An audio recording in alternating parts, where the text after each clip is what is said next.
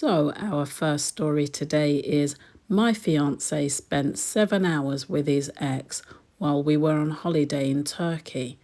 I thought that was the end of it until the police knocked on our door. Hi, Aunt Jay. Ed and I booked our holiday to Turkey.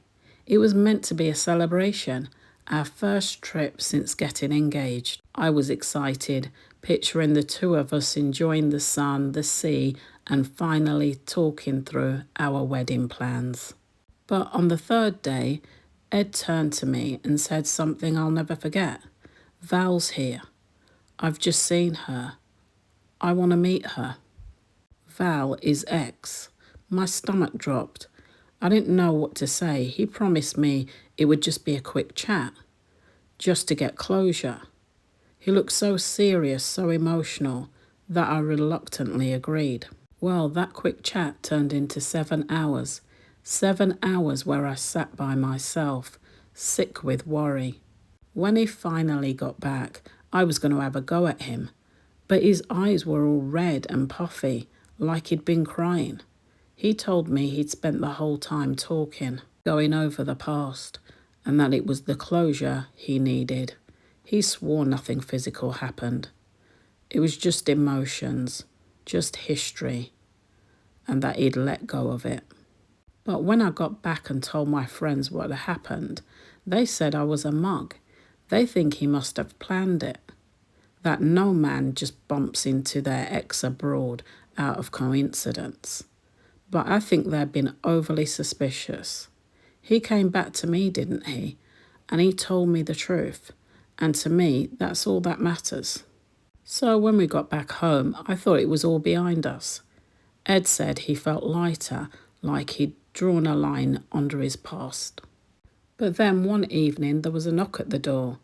The police were asking for Ed. They said Val made a report. According to her, Ed had been harassing her, messaging her, and calling her from different phones. She even claimed he turned up at her job. But Ed told them straight. He didn't hesitate.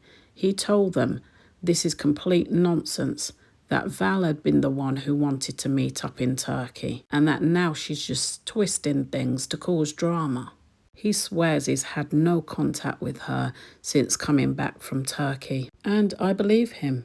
I mean, he's here with me, planning our wedding. If he didn't love me, why would he still be by my side? I need you to hear me. A wedding doesn't prove anything. It doesn't prove he loves you, and it doesn't prove he's committed. And it certainly doesn't prove that he's trustworthy. What does prove these things is how he behaves when nobody is looking. And unfortunately, right now, Ed's behaviour is a mess. The police don't just knock on doors because someone's been dramatic. They don't have time for that. If they've turned up, it's because Val's given them enough reason to take her seriously. And I'm sorry, but 7 hours with an ex isn't closure. The report from Val is likely not just drama. These are warning signs. And the fact that you're bending over backwards to excuse him, that's not loyalty, that's you ignoring your own instincts. The fact that you're bending over backwards to excuse him, that's not loyalty, that's you ignoring your own instincts because you want this wedding so badly. But marriage won't fix this. If anything, it'll make the cracks wider. Ask yourself, if this is how things are before you've even walked down the aisle, what do you think life's going to look like 5 years from now, 10 years from now? You deserve a partner that will give you peace, not police officers at your front door. Leave a comment in the comment section for your thoughts and ideas and any advice you might have. Have you ever been in this situation yourselves? And what did you do? On to our second story today. Hi, Aunt Jay. I'm 30 now, but this story starts when I was just a kid. Growing up, I always thought my dad didn't want me. My mum said he left when I was 2. She said he never sent any money, never called and never cared. Every school play, every birthday, every Christmas, he was never there, and she made sure I knew it. I'd cry sometimes wondering what was so wrong with me that my own dad didn't even want me. And Mum would shake her head and say, "That's just the kind of man he is." I carried that feeling into adulthood, the heavy knot in my chest. I'd see friends laughing with their dads, getting advice, dancing at weddings, and I felt like I'd been cheated out of something everyone else had. Fast forward a few months, Mum decided to downsize her house. She asked me to sort through the attic. I was going through some old boxes when I found a little shoebox shoved right at the back. I thought it might be old photographs. I sat on the floor, ready to take a trip down memory lane. I opened up the box, and inside were letters, dozens of them, all addressed to me. Some were birthday cards, some were long letters, every single one signed with love. From my dad. He wrote about missing me, hoping I was happy, and sending gifts that apparently I never saw. He begged my mum to let him see me. He even included phone numbers and email addresses.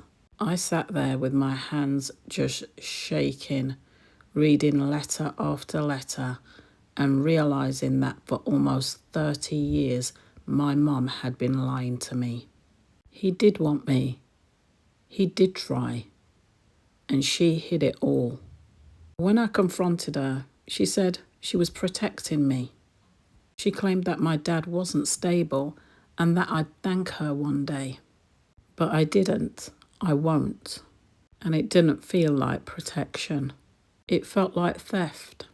She stole my chance to know my dad and for him to know me. And by the time I turned 18, it looks like he'd given up trying. The letters stopped.